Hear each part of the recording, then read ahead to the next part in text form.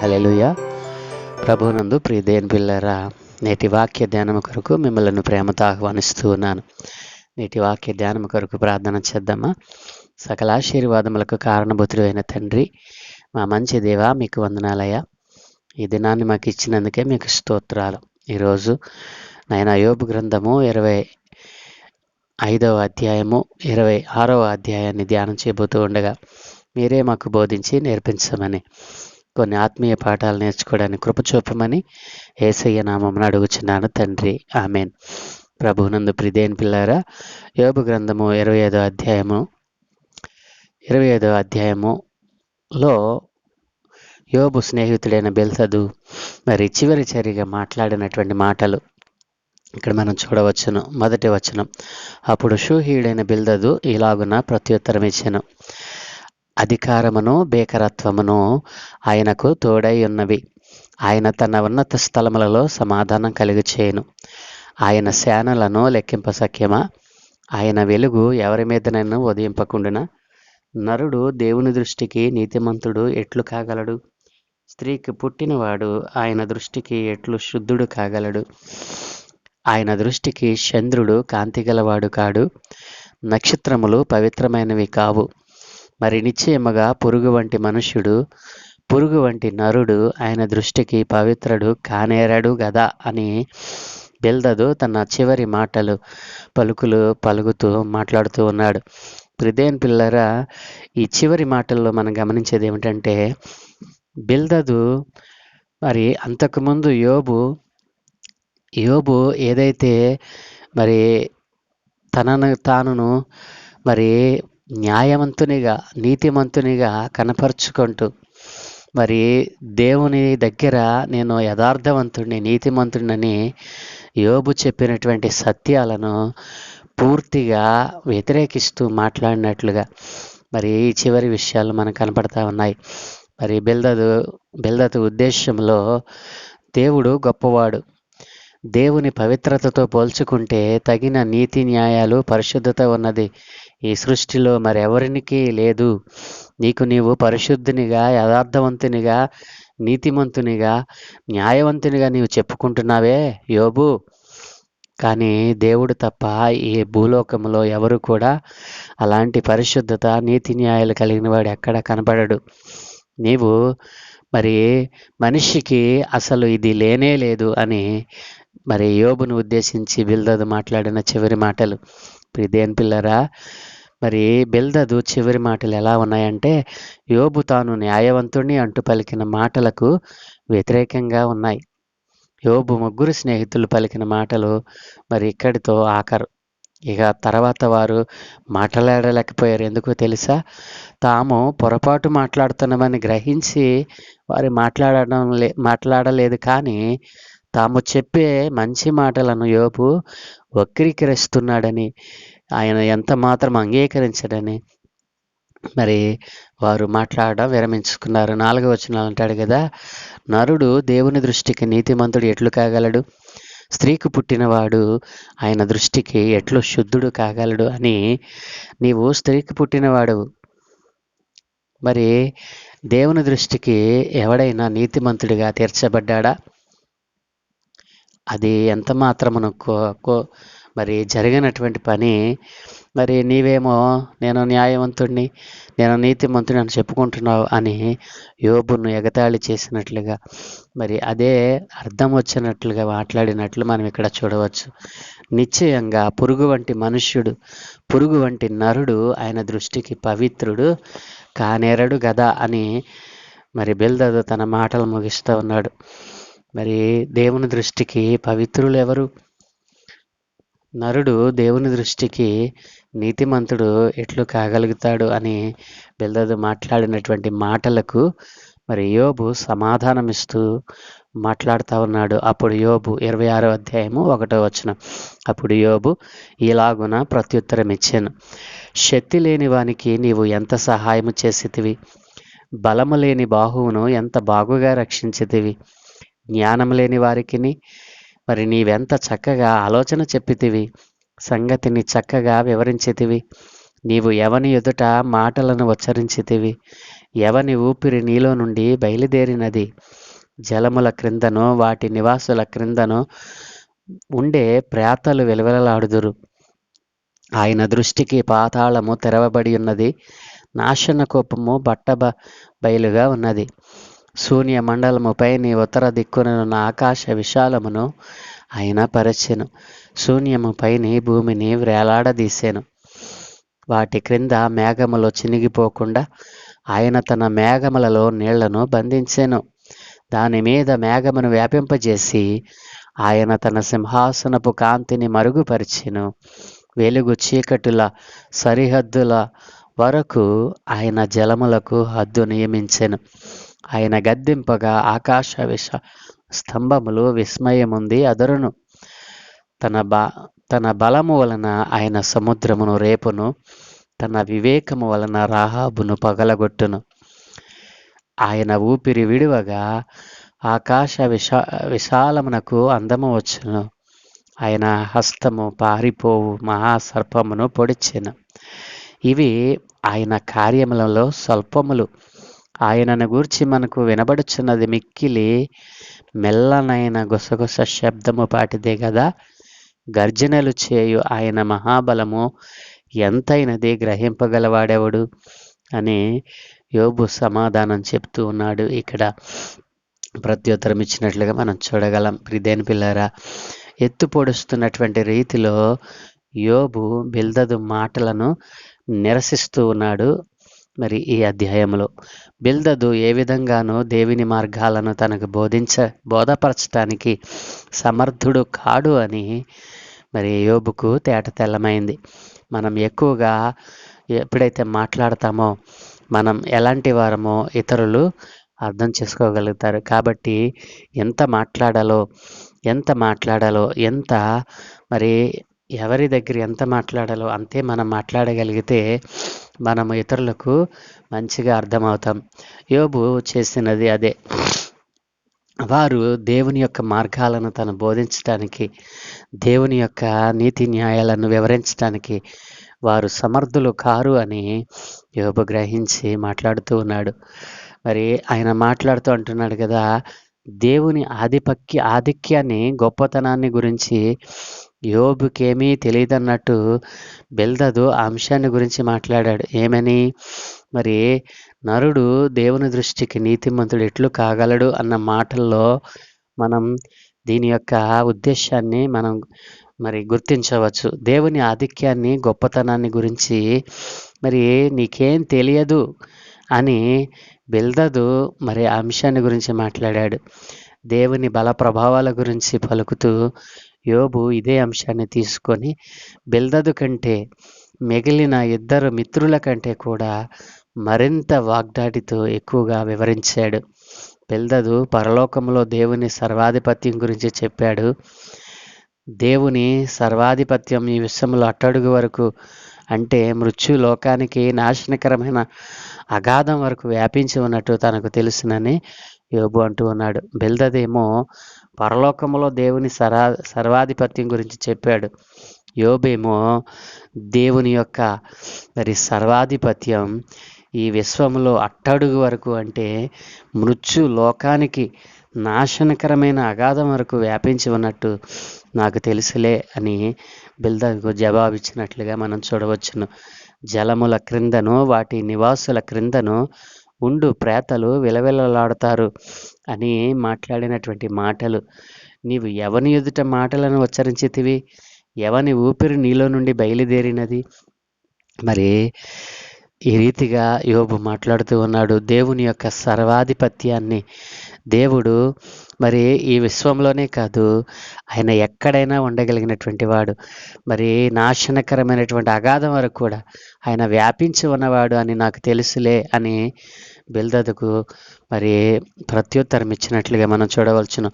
ఆయన దృష్టికి పాతాళము తెరవబడి ఉన్నది, నాశన కోపము బట్టబయలుగా ఉన్నది. ప్రియదేని పిల్లారా, శూన్య మండలము పైన ఉత్తర దిక్కునున్న ఆకాశ విశాలమును ఆయన పరిచెను. ఆధారం లేకుండా భూగోళం శూన్యంలో వేలాడుతున్న దృశ్యాన్ని యోబు వివరిస్తూ ఉన్నాడు. ఈ భూగోళం శూన్యంలో వేలాడుతూ ఉంది. దానికి స్తంభములను వేసి ఆయన నిలబెట్టినవాడు. మరి అంత గొప్ప దేవుడు, సర్వాధికారి అయిన దేవుడు అని యోబు మాట్లాడుతూ ఉన్నాడు. ఇది యోబు నివసించిన ప్రదేశంలో ఆ కాలంలో చదువుకున్న వారందరూ సాధారణంగా అంగీకరించే విషయం కావచ్చు. దేవుడు మనుషులకు ఒక సమయంలో ఈ విషయాన్ని వెల్లడి చేశాడనడానికి రుజువు కావచ్చు. మరి యోబుకు దేవుడు ప్రత్యక్షంగా వెల్లడి చేసిన సత్యం కావచ్చు. ప్రియదేని పిల్లారా, మరి ఆయన మాట్లాడుతూ అంటూ ఉన్నాడు కదా, తన బలము వలన ఆయన సముద్రమును రేపును, తన వివేకము వలన రాహాబును పగలగొట్టును. రాహాబు అనే మాట హీబ్రూ బైబిల్లో 6 సార్లు కనిపిస్తుంది. ఈ మాటకు మూలార్థం ఏంటంటే గర్వం. రాహాబు అనగా గర్వం అని అర్థం. ఇది హీబ్రూ పరిభాషలో మనకు మరి ఈ అర్థం వస్తూ ఉంది. కొన్నిసార్లు ఈ మాటను ఈజిప్ట్కు సూచనగా వాడటం జరిగింది.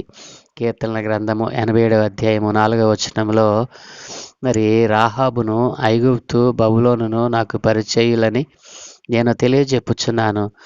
ఫిలిస్తీయ తూరు కూషులను చూడుము, వీరు అచ్చట జన్మించిరని అందురు అని ఇక్కడ మాట్లాడినటువంటి సందర్భము. రాహాబు అనంటే గర్వము అని, మరి కొన్నిసార్లు ఈజిప్టుకు సూచనగా దీనిని వాడటం జరిగిందని మనం చూడవచ్చు. ఇక్కడ యోబు ఈజిప్టుని గురించి మాట్లాడుతూ ఉండవచ్చు. అలా కాని పక్షంలో దీని అర్థం ఏమిటో అంత స్పష్టంగా మనం చెప్పలేం. కొందరు పండితులు ఊహించినట్లుగా ఇక్కడ సముద్రం ఒక గర్విష్టి, సముద్ర జంతువులాగా చెలరేగడం గురించి యోబు మాట్లాడుతున్నాడు. అయితే ఈ మాటకు యెహోషువ గ్రంథంలో కనిపించే వేశ్య రాహాబు పేరుకు ఏ సంబంధమూ లేదు. హీబ్రూలో ఆమె పేరు ఉచ్చారణ వేరుగా ఉంటుంది. దాదాపు రాకాట్ అని ఉచ్చరిస్తారు. దానికి దీనికి సంబంధం లేదు. కాబట్టి ప్రియదేని పిల్లరా, ఆయన తన బలము వలన ఆయన సముద్రమును రేపును, తన వివేకము వలన రాహాబును పగలగొట్టును. రాహాబు అనగా హీబ్రూ భాషలో గర్వము అని అర్థం. ఇక్కడ సముద్రము మరి సముద్రపు గర్వమును, సముద్రపు పొంగును అణచగలిగిన వాడు సర్వాధికారి అయిన దేవుడు. నాకు తెలుసు ఆయన బలం ప్రభావములు ఎంత మరి ప్రశస్తమైనవో అని యోబు మాట్లాడుతూ ఉన్నాడు. మరి దేవుని చేతి పనులే ఆయన గురించి వివరిస్తున్నాయని మరి యోబు మాట్లాడుతూ ఉన్నాడు. మరి కీర్తనల గ్రంథము 19వ అధ్యాయం 1-4 వచనంలో ఆకాశములు దేవుని మహిమను వివరించుచున్నవి, అంతరిక్షము ఆయన చేతి పనిని ప్రచురపరచుచున్నది. పగటికి పగలు బోధ చేయుచున్నది, రాత్రికి రాత్రి జ్ఞానము తెలుపుచున్నది. వాటికి భాష లేదు, మాటలు లేవు, వాటి స్వరము వినబడదు. వాటి కొలనులు భూమి అందంతటా వ్యాపించి ఉన్నది. లోక దిగంతరముల వరకు బయలు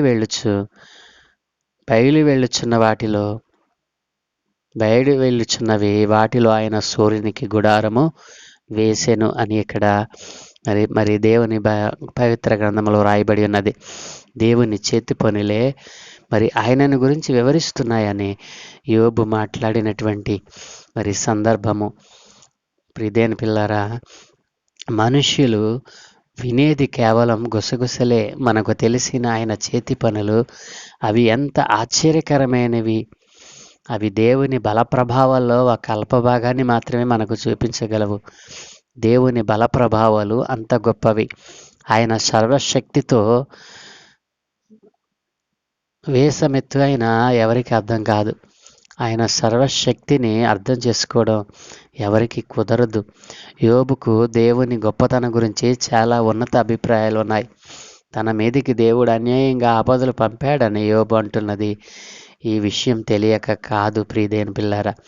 కాబట్టి యోబు మాట్లాడినటువంటి మాటల్లో ఎక్కడా కూడా దేవుని తక్కువ చేసినట్లుగా కానీ, దేవుని జ్ఞానాన్ని, నీతిని తక్కువ చేసినట్లుగా కానీ మనకి ఎక్కడ కనిపించదు.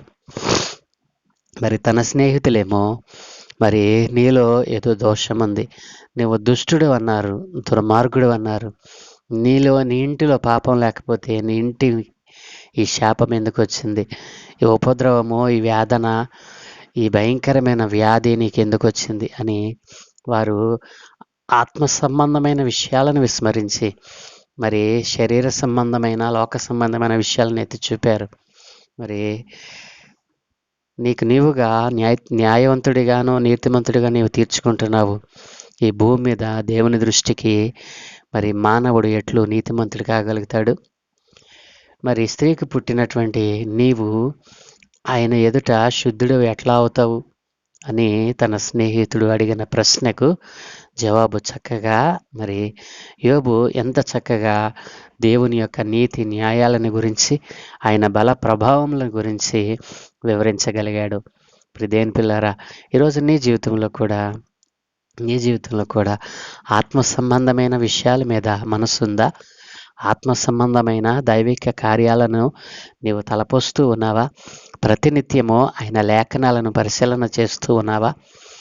అలాగున పరిశీలన చేయకపోతే యోబు స్నేహితులు ఎంత మరి అజ్ఞానంగా మాట్లాడుతూ ఉన్నారో, మరి ఎంత అవివేకంగా మాట్లాడుతూ ఉన్నారో. ఎదుటి వాణిని మరి ఓదార్చుటకు వెళ్ళినటువంటి వారు ఓదార్చటం పోయి తన బాధను రెట్టింపు చేసిన వారిగా వారు మిగిలిపోయారు. సాక్షాత్తు దేవుడే కలుగు చేసుకొని నీవు వారి కోసం ప్రార్థించకపోతే నా ఉగ్రత వారి ముగ్గురి మీద కుమ్మరిస్తానని దేవుడే మరి పరలోకముల నుండి మాట్లాడినట్లుగా మనం చూడగలం ప్రియదేవుని పిల్లారా. కాబట్టి ఎదుటివారు మన పొరుగువారు మరి నీతిమంతుడయుండి యథార్థవంతులుగా భక్తిపరులుగా నీతి న్యాయాలను జరిగించిన వారిగా ఒకవేళ వారు కాయిలా పడి ఉంటే, వారి వ్యాధిగ్రస్తులే మరణ పడక మీద ఉంటే మనం చేయవలసింది ఏమిటో తెలుసా? యోబు మరి వేదనకరమైన పరిస్థితుల్లో కూడా దేవుని బల ప్రభావాలను ఎరిగిన వాడిగా కనిపిస్తూ ఉన్నాడు. ఆయన సర్వశక్తి ఎంత గొప్పదో, ఆయన బల ప్రభావము ఎంత మరి ప్రభావవంతమైనదో ఎరిగిన వాడిగా యోబు ఉన్నాడు. అలాగున దేవుని యొక్క జ్ఞానాన్ని, దేవుని యొక్క న్యాయాన్ని, దేవుని యొక్క సర్వశక్తిని తెలుసుకున్న వారమై ఆయన యందు విశ్వాసం ఉంచినటువంటి మనము కూడా మరి అలాంటి భక్తిని, అలాంటి యథార్థతను, అలాంటి నీతి న్యాయాలు జరిగించేవారిగా మనం మారదాం. దేవుడు అలాగున మనకు సహాయం చేయనుగాక. బిల్దదు మాట్లాడిన చివరి మాటల్లో మరి చివరిగా మాట్లాడుతూ అంటూ ఉన్నాడు, నీకు నీవుగా నీతిమంతుడిగా న్యాయవంతుడిగా తీర్చుకుంటున్నావు. నరుడు దేవుని దృష్టికి నీతిమంతుడు ఎట్లు కాగలడు? మరి స్త్రీకి పుట్టినవాడు మరి ఆయన ఎదుట శుద్ధుడు ఎట్లు కాగలడు అని తన ప్రశ్నను లేవనెత్తుతూ ఉన్నాడు. అవును ప్రియదేవుని పిల్లారా, నిజముగా మరి అట్లు ఎవరు కానేరరు. కానీ యోబు మరి నాకు నేనుగా నీతిమంతుడిని అని చెప్పుకోలేదు. దేవుని యొక్క నీతిని వెల్లడి చేశాడు తప్ప తను తాను హెచ్చించుకున్నట్లుగా ఎక్కడ మనము చూడలేం. ప్రియదేవుని పిల్లరా, యోబు గ్రంథము 4వ అధ్యాయం 17వ వచనంలో కూడా తాము సృజించిన వాని సన్నిధిని నరులు పవిత్రులగుతారా? మరి స్నేహితులు మాట్లాడుతూ ఉన్నటువంటి మాటలు. మరి శుద్ధుడగుటకు నరుడు ఏపాటివాడు? నిర్దోషుడగుటకు స్త్రీకి పుట్టినవాడు ఏపాటివాడు? మరి వాస్తవమే. యోబు 9:2లో మరి జవాబు చెప్తూ అంటూ ఉన్నాడు కదా, ఆ సంగతి అంతే అని నేను ఎరుగుదును. నరుడు దేవుని దృష్టికి ఎట్లు నిర్దోషియగును? నాకు తెలుసయ్యా, స్త్రీకి పుట్టిన మనందరము కూడా పాపులమే, జన్మతః పాపముతో ఉండిన వారమే. కానీ ఏ పాపము లేనివాడు సర్వశక్తి కలిగిన దేవుడు అని నాకు తెలుసు అని ఆయన చెప్తున్నటువంటి సందర్భము. కాబట్టి భక్తుడైనటువంటి మరి దావీదు భక్తుడు అంటా ఉన్నాడు కదా, 51వ కీర్తన 5వ అధ్యాయంలో, నేను పాపములో పుట్టినవాడను, పాపములోనే నా తల్లి నన్ను గర్భమున ధరించెను. స్త్రీకి పుట్టినవాడు అంటే మరి ఇదే. ఈ వచనములు మనం దానిని జ్ఞాపకం చేసుకోవచ్చు. నేను పాపములో పుట్టినవాడను, పాపములోనే నా తల్లి గర్భమున ధరించెనని మరి దావీదు భక్తుడు మాట్లాడినటువంటి మాటలు. కాబట్టి మనందరము కూడా పాపులమే. మరి స్త్రీకి పుట్టిన మనందరము కూడా మరి దేవుని దృష్టికి నిర్దోషులము, ఎంత మాత్రము కానేరము అని బిల్దదు మాట్లాడితే, దేవుని యందు మనము నిలిచి ఉండి యథార్థతను, భక్తిని, నీతి న్యాయాలను జరిగించినప్పుడు ఆయన మనలను శుద్ధులను చేయటానికి ఇష్టపడతా ఉన్నాడు. తన ప్రియ కుమారుని మన కొరకు మరి ఈ లోకానికి పంపి తన స్వరత్వం ఇచ్చి, తన ప్రియ కుమారుని యొక్క స్వరత్వం ఇచ్చి మనలను శుద్ధులనుగా చేశాడు. ఆనాటికి మరి ప్రభువుల యొక్క యేసు ప్రభుల వారి యొక్క ప్రత్యక్షత కాలేదు కాబట్టి దానిని వారు తెలుసుకోలేకపోయారు. కాబట్టి నా ప్రియ దేవుని పిల్లలారా, యోబు భక్తుని జీవితంలో ఉన్నటువంటి ఈ యథార్థత, దేవునికి సంబంధించిన విషయాలు, దేవుడంటే ఎవరు, ఆయన బలము ఎలాంటిది, ఆయన శక్తి ఎలాంటిది, మరి ఆయన బల ప్రభావం గురించి ఎరగకుండా ఒకవేళ నీవు ఉన్నావేమో, ఆయన ఎంత బల సంపన్నుడో, ఆయన శక్తి, సర్వశక్తి ఎంత మరి మిక్కిలి గొప్పదో గుర్తించకుండా ఒకవేళ నీవు జీవిస్తున్నావేమో, దైవిక సంబంధమైన ఆలోచనలు, తలంపులు మరి మనలో లేకుండా ఈ లోకములో ఉన్నటువంటి అపవాది వాటిని మన నుండి దూరం చేస్తూ దేవుని సన్నిధికి, దేవుని యొక్క మరి మాటలకు, దేవుని వాక్యానికి దూరం చేస్తూ ఈ రోజున అనేక మందిని పట్టి ఉన్నాడు. కాబట్టి నీవు వాడి బంధకాల నుండి విడిపింపబడి దేవుని నీతి న్యాయాలను గురించి తెలుసుకొని సత్య సువార్తను అంగీకరించని వారికి దానిని తెలియచేసేవారిగా మారదాం. ప్రభు మనలను అలాగున మరి తయారు చేయనుగాక. ప్రార్థన. సకల ఆశీర్వాదముల కారణభూతుడైన తండ్రి, మా మంచి దేవానికి వందనాలయ్యా. యోబు స్నేహితులు యోబు జీవితంలో ఉన్నటువంటి తప్పులను మరి వారు ఊహించి మాట్లాడిన వారి వ్యర్థమైన సిద్ధాంతాలను అయినా ఇదిగో నీవు నీ సేవకుని ద్వారా దానిని కొట్టివేసి ఉన్నావయ్యా. ఏ విషయమందునూ యోబుకు ఏ విధమైన ఉపశమనాన్ని కానీ, ఆదరణ కలిగించే మాటలు కానీ తన స్నేహితులు పలకలేకపోయారు. నైనా ఆత్మ సంబంధమైన దైవికమైన విషయాల మీద వారు ఫోకస్ చేయకుండా పరసంబంధమైనటువంటివి మరి ఏవి కూడా వారు ఎత్తి చూపకుండా భూ సంబంధమైన మరి మానవ సంబంధమైన విషయాల మీద వారు దృష్టి పెట్టి మరి యోబును భక్తిపరుడు, నీతిమంతుడు, యథార్థవంతుడైన నీ సేవకుడిని ఆయన వారు తక్కువగా అంచనా వేశారు.